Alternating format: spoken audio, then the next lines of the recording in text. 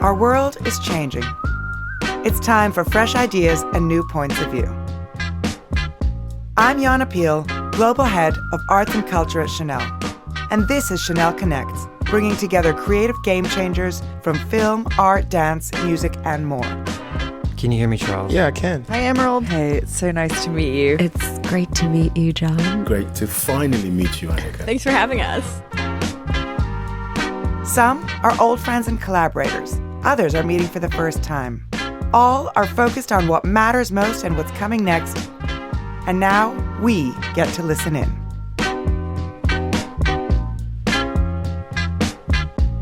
Could you tell where my head was at when you found me? Me and you went to hell and back just to find peace. In this episode, we're bringing together Kehinde Wiley and Misan Harriman. Artist Kehinde Wiley's portraits have been compared to a long line of past masters, including Reynolds, Gainsborough, and Titian. But in the place of affluent European subjects, Kehinde places contemporary black men and women in casual dress, subverting conventional ideas about power and representation. His subjects range from ordinary people spotted on the streets of Harlem and London to the world's most renowned pop stars and celebrities. In 2017, he became the first black artist to paint an official portrait of a president of the United States when he was commissioned to paint Barack Obama. Kehinde connects with the photographer and activist Misan Harriman, recently appointed chair of the South Bank Centre in London. Misan describes himself as a poet of light.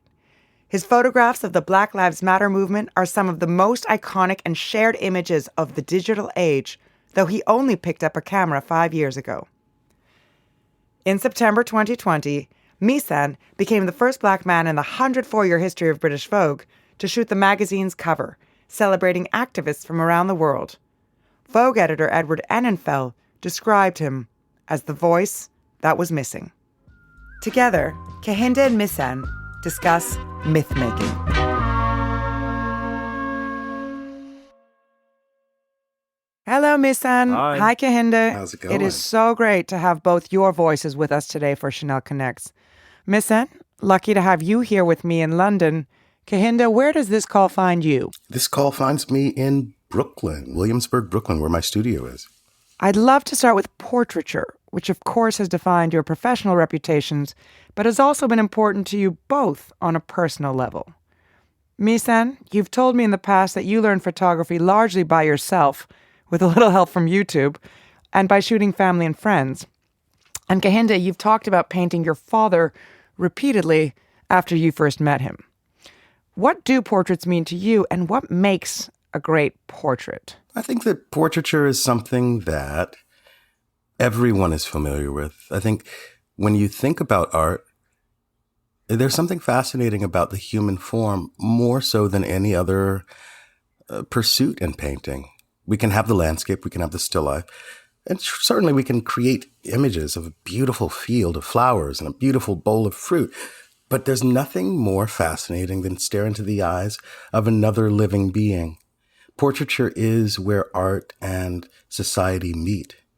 In my work, what I try to do is I try to look into the history of portraiture and look at the ways in which portraiture has been a celebration of the individual, a celebration of nations, states, churches, and how that occupies a type of power. There's a power there that's evolved over time, and it's decayed over time as well.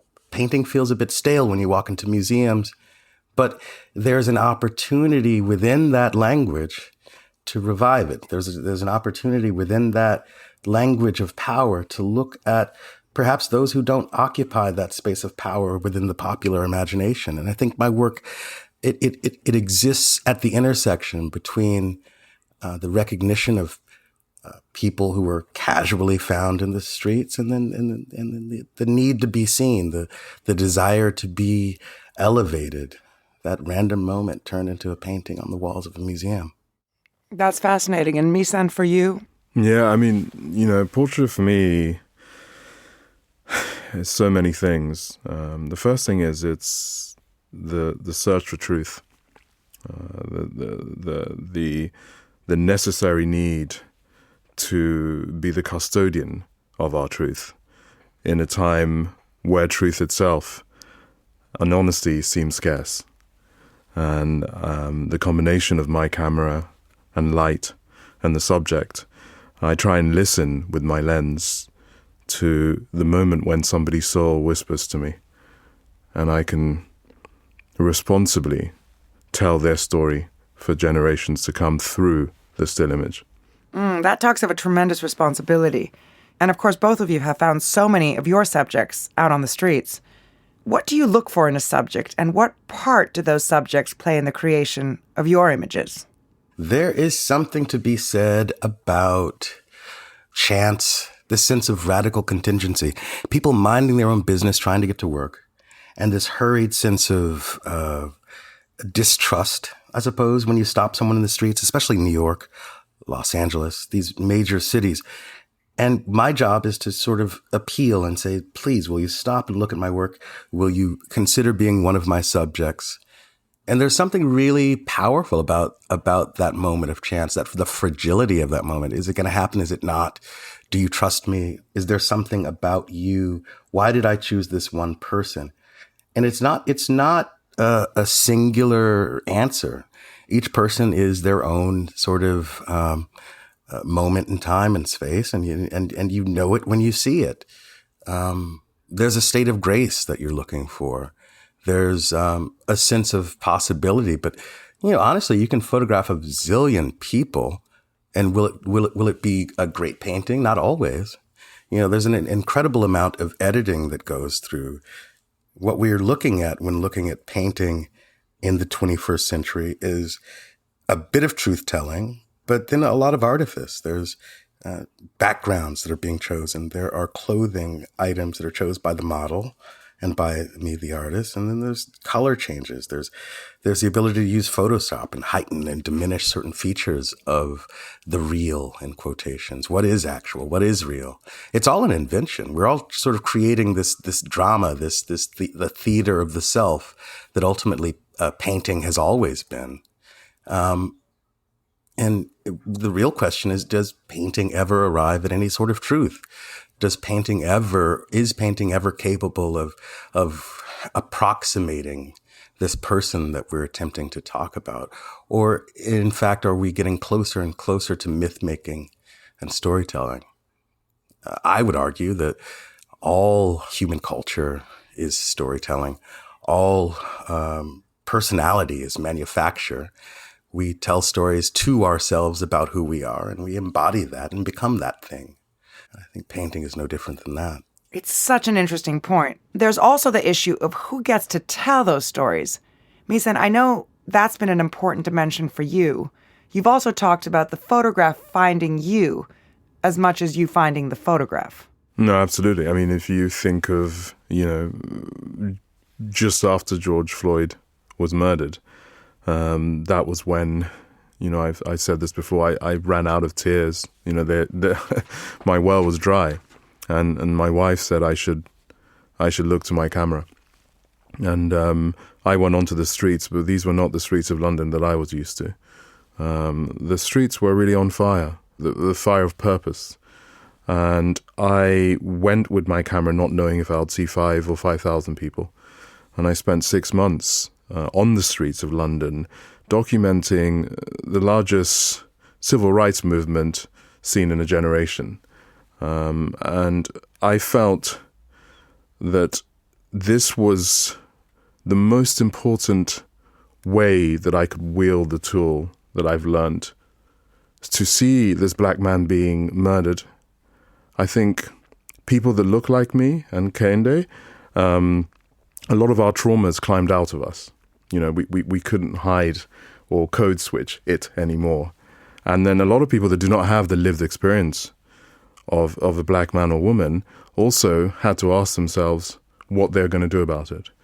And that's what I documented with great fidelity in London. And I think that's why people responded so strongly to that image. Shall we go back to that image and just go back to Yep. that day in 2020? Can you Yep. paint for our listeners that image of Darcy Bourne and what it is we're referencing here in that moment? Sure, and ironically, it was taken outside the US Embassy, which there is a message there in itself. And What did the image represent? If you can give us a real... It's visual. a young woman, Darcy Bourne, holding a sign saying, "Why is racism still a debate?" And we captured this image that asks a question so many of us don't want to ask ourselves. And I remember going to sleep that night and posting that image on Instagram and waking up to really the whole world having seen it. And it took a young woman whose family were telling her not to go. And she said, "Look, I don't feel I have a voice, but I feel I need to do something." And what I love about the picture is the paint is still drying on the sign. She had just written that message, and now it is etched in the annals of history and time. And that's for me, my job, is to carefully be entrusted by Darcy for her hopes. As a young woman, she was 19 years old, doing what she could on the streets of London.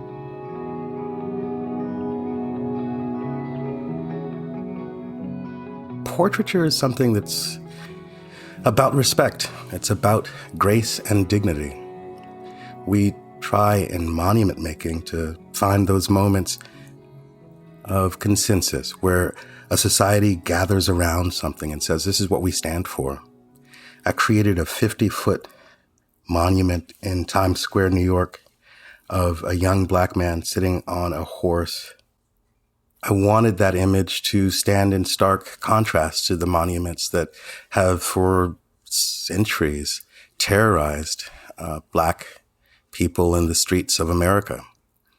And globally, increasingly, this has become a subject of great interest now because we're looking now at myth-making, monument-making.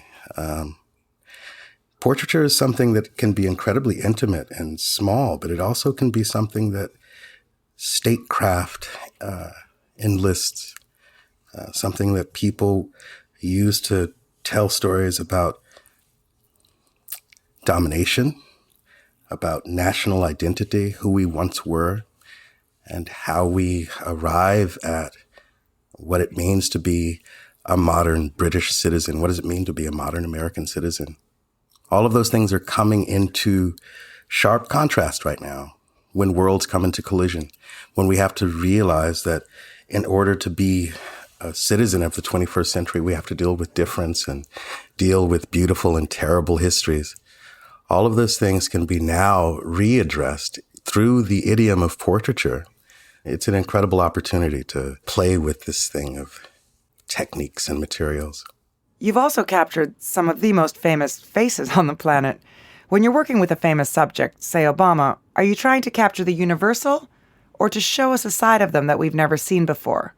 What exactly is the approach? When I spoke with Obama, the question was, I'm sitting in the Oval Office and he's still the head of state, and he's sitting me down saying, you paint the powerless. You paint people who are unrepresented and unrecognized, and you place them within this field of power in museums throughout the world. What the hell are you going to do with me? I'm the head of state. I'm the most powerful man in the world. Okay, Mr. Wiley, what is it?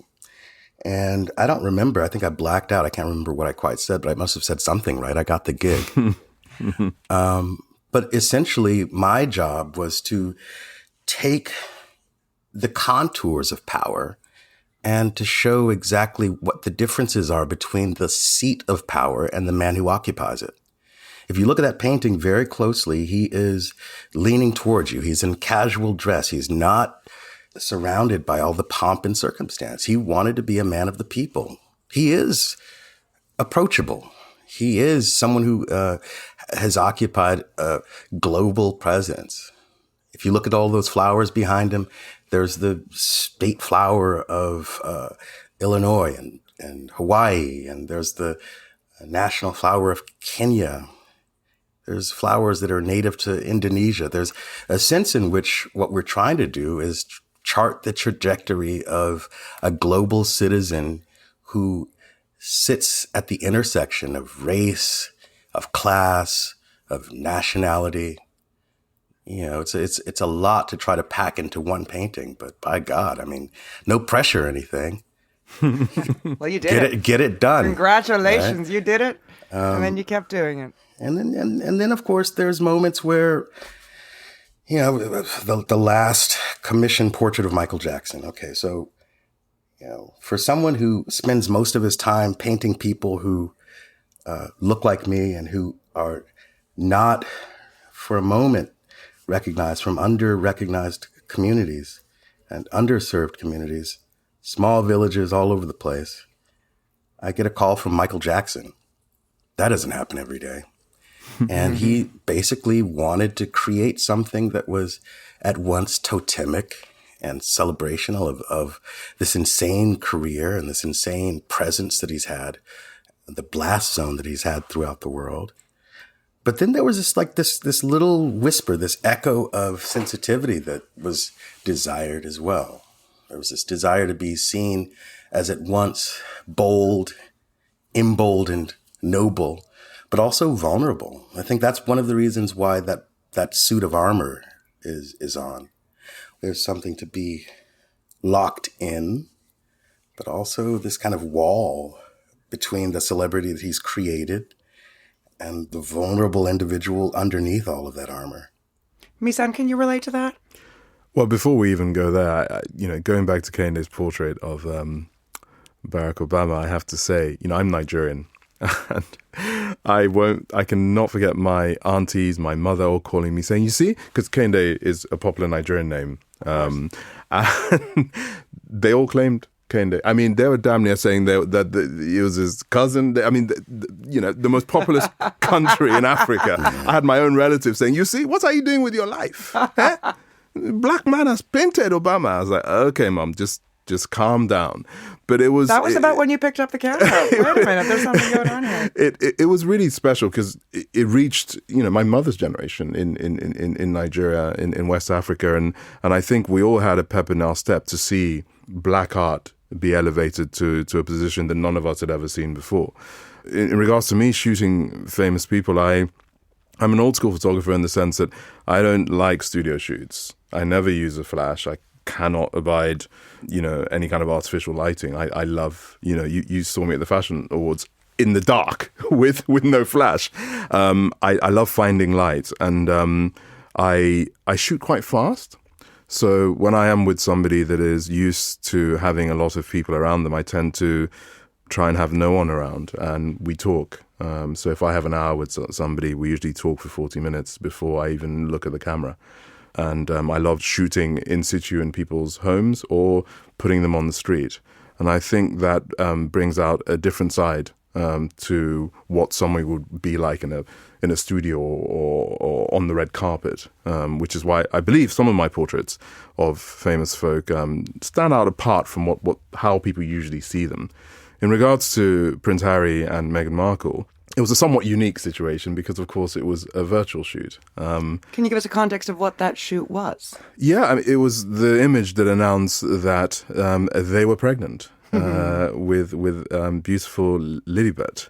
And obviously, it was a high stakes shot because the whole world would certainly be interested in this image. And it was a real honor because I was celebrating their fortitude.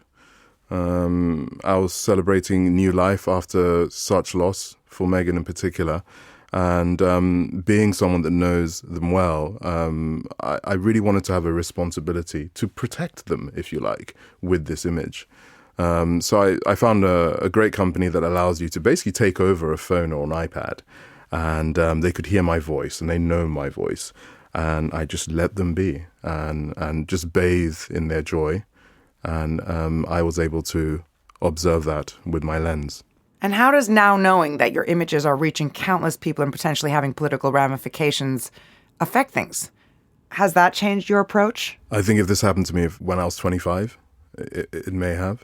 But, I'm a 44-year-old man with with two little kids and a wonderful woman in my life. And I've seen a little bit of life to know what matters. And this has happened at the right time for me to know the importance of the platform that I have. But I'm also the boy that always had so much self-doubt, so much imposter syndrome. I'm very neurodiverse, very dyslexic. And I feel that recognizing my vulnerability is what allows me to not get lost by the shiny things. And also having people like Edward Enninful believe in me. This is the great point about diversity. Vogue, one of the most powerful cultural brands in the world, has an editor-in-chief that is a black man. And he is a black man that has the power to make a decision to commission me to shoot the September issue. And September, as you know, is a thing in fashion.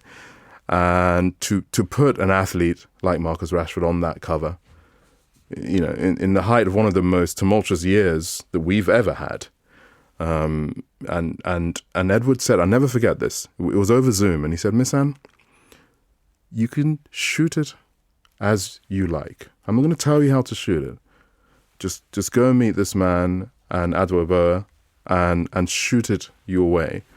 And that, gave me a real sense of confidence, that belief, his belief in my own ability to do the job. You mentioned Edward, who has been such an amazing collaborator for us in so many ways. I wonder, Kehinde, if we can look to some of the people who have made a transformational difference in your life and maybe touch upon some of your heroes. I'm surrounded by amazing artists whose blast zone, whose glow, I think I reflect in my own work. What's so great about making work right now is that we all connect so much on social media, and we can do studio visits virtually, can literally know what's going on in the streets of Rio de Janeiro and Dakar and Lagos at once. And it changes things. It really allows a kind of hyper-connectivity. There's nothing that can replace showing up and seeing and feeling and smelling real paint, real art in the presence of people and sharing ideas. A few years ago, I started something called Black Rock, which is an artist in residency in the west coast of Africa, in Senegal, and increasingly in other nations in West Africa. And what I want to do is to invite artists from all over the world to create work in Africa and to see Africa not as a myth. I think in so doing, creating a type of community, a community of people who recognize that Africa is bigger than what we've been sold. And also to allow some of the best architectural minds to create spaces of extreme bliss. Your residency has an amazing reputation, not just for celebrating artists, but for spoiling them as well. So thank you for highlighting that to this audience. It's exciting. And we know that Senegal has some extraordinary communities of artists, dancers. Misan, this takes me to an institution that you have recently become incredibly involved with, and I would love to turn the attention to the South Bank Center. I remember getting a LinkedIn message from a headhunter saying, we're doing a search for the next chair of Europe's largest multi-art centre. I just laughed. Is that something you'd ever considered? Listen, I was just laughing. I am the guy that dropped out of university. My CV isn't even a CV. What did you do between the university and the camera? What were the roles that we should I was a headhunter in the city, and I enjoyed that, but the creative sort of voice of my calling was always whispering to me. And it took my wife, really, to give me the strength to pick up a camera. But to get a LinkedIn message, and she looked at me and she goes, yeah, whatever, you, on paper, you may not be a chair of anything, but in the person that you are, the South Bank represents an inclusive space that is supposed to be the tonic for the nation, set up over 70 years ago, so anyone from any walk of life can experience art and culture. And I remember saying in my interview that, this is probably the first time since the Second World War where all of us, all humans, have been through collective trauma. And I don't know anything that Homo sapiens do that sets us apart from the rest of the natural world that isn't art and culture. It is the only magic I can confirm I've seen in the pages of books, in the notes of songs. And that to me is needed more than it has ever been needed coming out of this age of COVID. So for me to lead this institution and everything that it represents was something that I felt that I wanted to throw my hat in the ring to.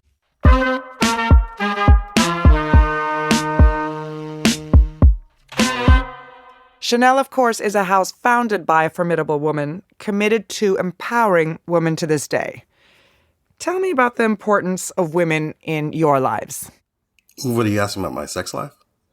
No, Okay. just the equality of voice. I thought this was about to pop off. I'm not going there. I don't want to label you. You want to tell me something about your sex life? Girl, let's get up in it. All right, it's I'm just Friday kidding, night here in London. I'm kidding. Come on. All right, so what are we talking Gender. about? We're talking about gender, and gender is, well, listen, most of the early paintings were all about this performance of masculinity that sort of received hip hop culture that we as kids, growing up in the late 90s in South Central Los Angeles, the contours of hip hop defined masculinity in an almost cartoonish way. And so what I was trying to do was to look at the language of what power used to look like in old paintings, juxtaposed on people that I would find in the streets of Harlem. And that's that strange sort of breaking down what it feels like to be masculine, or what is it defined by. Now the work includes a celebration of all genders. And one of my most exciting projects came out of Tahiti, where I was looking at Gauguin's paintings. And I wanted actually to look at Gauguin's tradition of painting trans women. And so I went back to Tahiti and I scouted all trans women and created a body of work that I don't think gets talked very much about. Premiered in Paris a few years ago. And I think represents an interesting way in which slippage between up and down, left and right, has always been a very important part of painting culture and identity navigation as well. Well, listen, it's amazing. The other day I went to Kehinde's exhibition, The Prelude, which was as packed as the National Gallery could be. Can you tell us about the ideas behind the exhibition, and is landscape painting a new direction at all? When I was offered an opportunity to do a solo exhibition at the National Gallery in London, you don't take that lightly. You want to create a body of work that responds to the United Kingdom as a phenomenon. And there's nothing more powerful than empire, the desire to consume globally people, land, and to wear that as a crown. Landscape paintings that involve this vision of ice and snow, I think, were really important for me. The show occupies this strange political and poetic space that desires to sort of bathe in the filth of history, but also create a kind of baptismal where black bodies presented in very stark relief next to the sort of white fjords of Norway. What happens is there's a series of films, a series of paintings that create a sense of scale, a sense of bombast that want to harken back to an age of glory in painting. I mean, there's a lot of chest beating that was invented in the great states of Europe and empire. There's a lot of consumption in the work that was invented in Europe and almost pornographically displayed in painting. What I tried to do was to create a body of work that is at once an embrace and a critique of what you see on the walls of the National Gallery. The remarkable film features a group of Black Londoners that you took to the Norwegian fjords and filmed exploring the landscape. But I was really struck by that one section of the film, which has that long shot of the characters standing in the cold with the snow swirling around them. And I wondered, how was that done? And what were you hoping to show with that scene? It was really cold. And it was just like we were a bunch of like city I'm kids. Russian Canadian. I hear you. Literally freezing our asses off.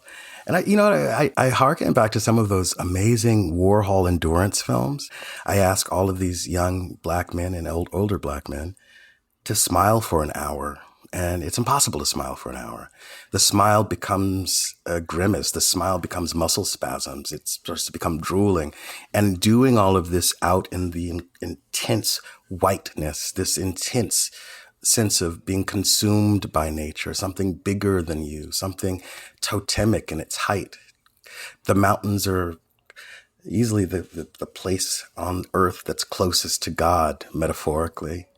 What I'm trying to do there is to create a tension between what it feels like to be in this black body and what it feels like to see this black body consumed, the way that it's been pictured and represented and strangely outsized. This work is an attempt to sort of give the social temperature of that moment, the impossibility of ever being understood or known, that sort of frozen space that the world has created for us. But then within that film, there's a small community of people trying to survive in that toxic, frozen environment, that vast landscape of whiteness in which they create moments of play, hand play, moments of grace and dignity, holding themselves together, lighting fires together. It's a metaphor for endurance, but using the language that we've received through art history in a way that allows for us to hold on to this history of painting and hold on to some of these traditions that shouldn't be thrown away. I don't think we should throw any of it away. I think what we should do is reinterpret it and find new fields of providence. I find that so fascinating, such a mixed relationship with art history. The importance of being seen alongside the great landscape painters, Caspar David Friedrich, J.M.W. Turner. How important is it for your work to physically be seen in the museum? Museums are the things that people go to for validation. It's where we say, like, this is what excellence looks like. And for far too long, that didn't look like me or the people who gave rise to me.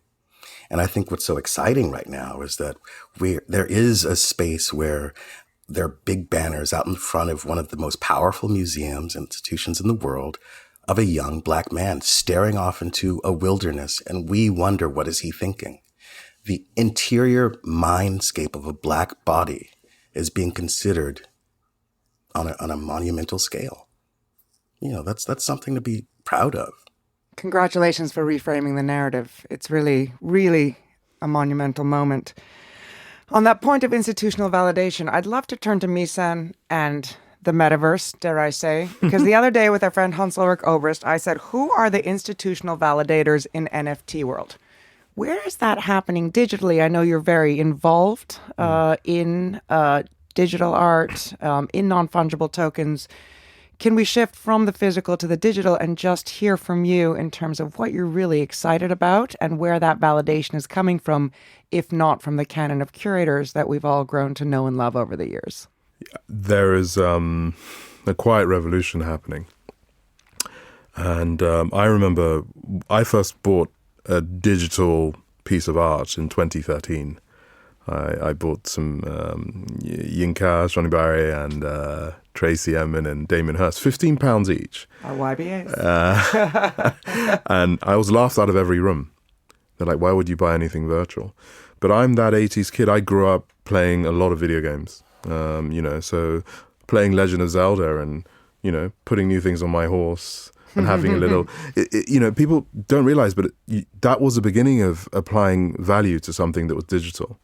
What if the next Gordon Parks or the next Kehinde Wiley is in Nicaragua and they have no access to these cultural gatekeepers, yet they have this extraordinary ability as artists?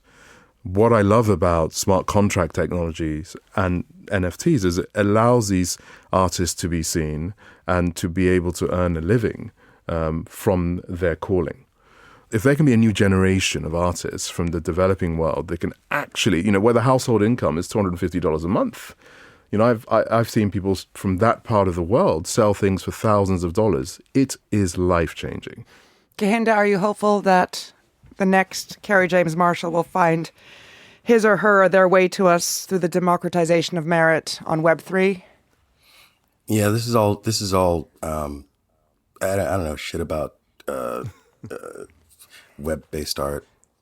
I deal with colored paste and hairy sticks. Took me 25 years to master that kind of stuff, and to see stickers going for. Listen, God bless it. I have no understanding of it. Perhaps it's the next new thing. Perhaps it's not. I am someone who's strangely on the leading edge of culture, but who lives underneath a rock. And I'm fine with that.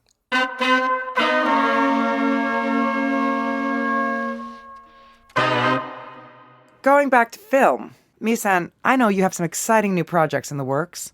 What's the appeal of the moving image for you? And is there anything you can share with us about where that may take you? So I am taking a step into the moving image. And I have a story I've written and I'm directing coming out, which is a study on trauma and deep, deep loss. And I'm also doing a documentary series, which I can speak a bit more freely about, called Protest and Progress, about the history of art, from the etchings in the pyramids to my own images, and how we've always used art to tell off or observe naughty kings. that's and queens sometimes. Yeah, mainly kings. But I also, with the moving image, everyone mentions Gordon Parks to me a lot, who is a huge influence on my life, and it hurts me that someone as extraordinary as him never got the opportunities I'm getting now. How on earth did Gordon Parks never shoot a cover for Vogue? He only did, I think, 3 films, of which Shaft is the most well-known. He didn't have these opportunities. So it's very, very important to me that I show the range of the black artist that I am. So other men and women that want to be storytellers, whether it's poetry, whether it's photography, painting, or film, know that they can.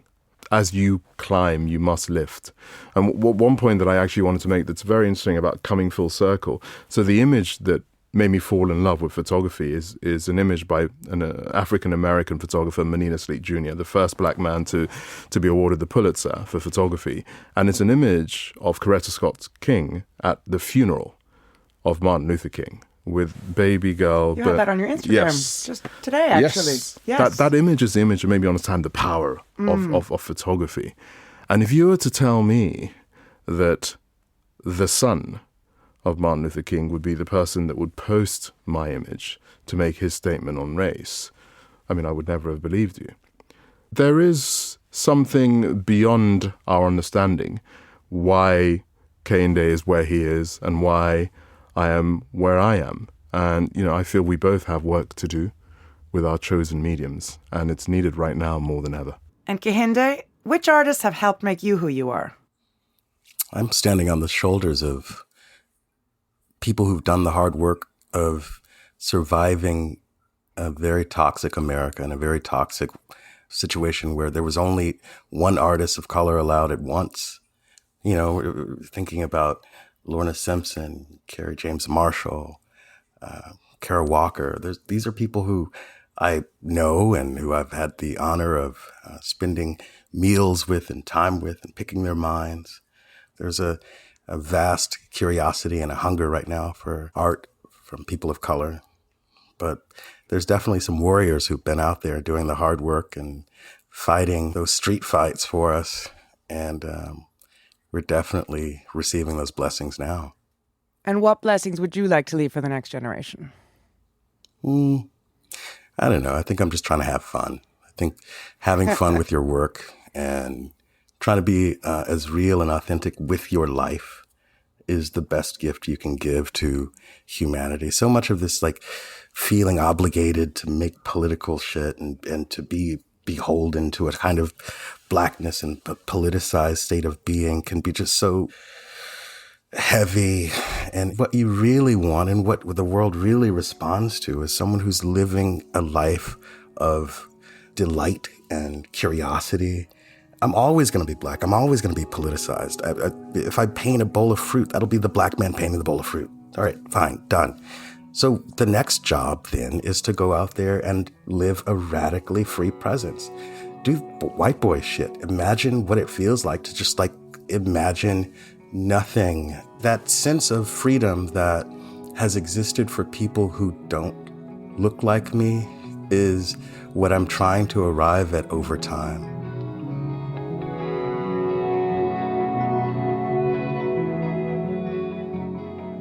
Thank you. I have asked you so many things. You have been so generous.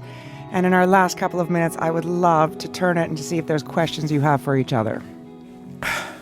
Well, I mean, from my point of view, I feel that I've grown up in many ways, feeling seen because of your work, Kehinde. So for me to be sat here and talking to you is not a small thing. I would love at some point to go to Nigeria with you. The idea of you and I being there would be a piece of art in itself. So whenever we can make that work, brother, I remain at your disposal. That's great. That's great. Yeah, I'm actually headed to Nigeria tomorrow. No! Take us with you. Oh, no. Are you serious? Yeah, seriously. Oh. I need to sit down and like take a fucking nap or something. But like, I have been working on building the next BlackRock. And we're building it in Lagos. And this time we're going to have a museum designed by David Ajay. Mm-hmm. We're going to have amazing studios, both in Lagos and in beautiful Calabar, Nigeria. I was born in Calabar. Every Kehinde is a twin. So there's a Tayo, a Taiwo, Ibeji. But very few people know that my African-American mother gave me that name. My father is actually Ibibio from Akwa Ibom. And so I came to Nigeria and met my dad for the first time when I was like 19. Mm-hmm. And he was teaching at the University of Calabar. And I fell in love with that place ever since. And I guess one of my questions for you is, in which way have you or will you picture Nigeria in your work? Is there a space in which you can see some overlap between the sort of contemporary streets of London and urban spaces in the UK and what it feels like to be young and alive and incredibly vulnerable in the streets of Lagos and Enugu, etc.? Yeah, it's a great question. I was incredibly disturbed when I saw the protests happening in NSARS, and I could not get into the country. And obviously I shot the NSARS protest in London, but it wasn't the same thing. And I'm going to shoot an episode of my TV show in Nigeria, looking at, for me, I'd never seen our youth be so fearless of the government, and I was so proud of them. Yeah. And this thing called the internet gave them a lot of strength.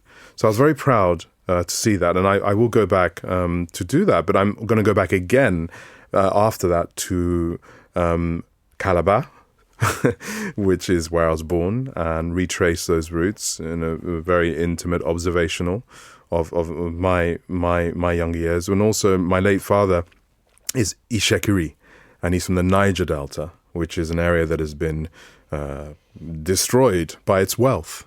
So I am going to take my lens and observe the parts of Nigeria I'm from, and of course observe our culture, eating suya, chapman, all of my aunties, but also when NEPA takes light, when electricity goes, how we huddle and we yarn and we have fun. We have such a rich culture as well. So it's not just the difficulties of our nation, it's also the great sense of life. Sure. Well, I'm looking forward to seeing that. That's wonderful.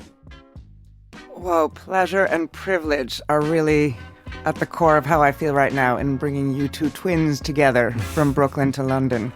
Thank you, Kehinde. Thank you, Misan. Thank you. Thank you very much. Thank you very much.